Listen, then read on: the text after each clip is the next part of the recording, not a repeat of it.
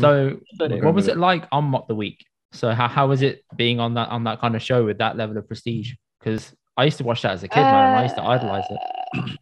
Yeah, same. Do you know what? Really, I was really gassed to be asked to be doing it. Such, felt like such a massive honor. I can't say that I enjoyed it. Because you know what? It's a very, no, I talk about it freely. It's a very, yeah, it's a proper, I'm feeling the karchi now, but like it's proper white male environment where it's all like elbows out. Everybody has to like run up to the mic, fuck your dick out. Oh, no, I did see that. Yeah, I saw that. And people would like run to the mic. You have to step back, step forward on the quick fire rounds. Constantly doing this. The thing is, the way I like to work, just in day-to-day life and in comedy as well, is I like collaborative kind of comedy. I like working with people, not against them.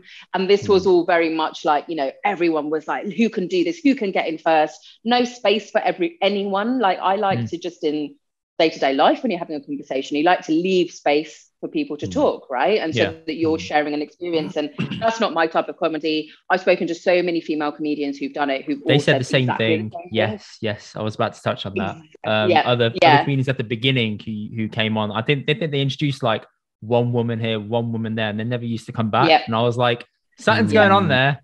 The reason, okay, all right, I get it. It's a very male-dominated environment, but what is it really? And I was like, it's that. Cool. It's that, and it's that. And I didn't. It's the only job I've done where I was so anxious that I was having anxiety dreams after I'd finished filming. Wow. So I remember I was like, my shoulders were up to my ears. I was so tense for about a week. And then I did it twice and I was like, bust, like, I'm done, I'm good. And it was such a big lesson for me to go, just because something has got all this prestige and it's such a big name and stuff, fantastic, do it for exposure or whatever, but doesn't necessarily mean it's like my soul calling or like my spirit really, like, that doesn't mean that I necessarily love it. So sorry, I've got to be honest, because, I can't lie. But it wasn't, they were all really nice. No one was horrible to me. They were all really professional, really lovely. But for me, it was just, and then you also know that there's going to be, Gary from Norfolk, he's going to be kicking off on Twitter because he's going to be like, oh, no, they've got Middle England, baby.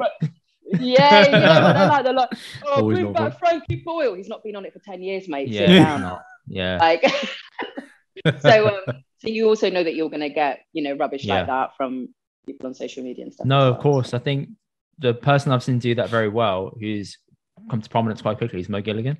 He's jumped up the ranks very quickly. And but he openly goes at trolls on Twitter. Like, he will go after them and say, what the fuck are you on about? And then one time he said like a ghetto word, and he said, I realize I've said this word, it's going to send Middle England Twitter into meltdown. And I was like, that's so accurate, because it really is. Like, I can see it's going to happen to you, but he doesn't care. It's just himself.